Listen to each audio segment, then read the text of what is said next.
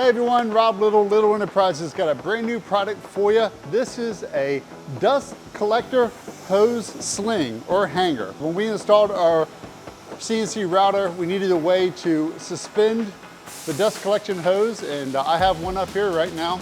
So we engineered this so it wouldn't kink the hose. When it goes up into an upper position, it easily holds the hose, keeps it from kinking. And we set that at about a 45-degree angle, but if you take more than one 45, you can create 90s.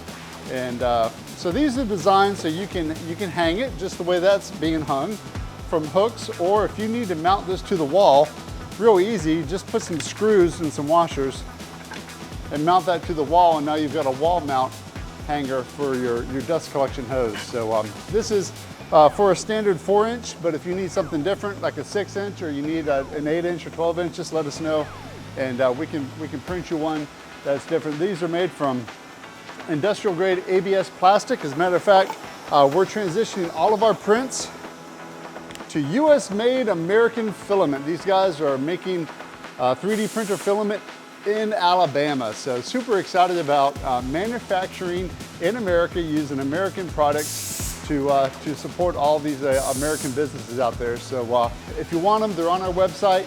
And until the next video, God bless.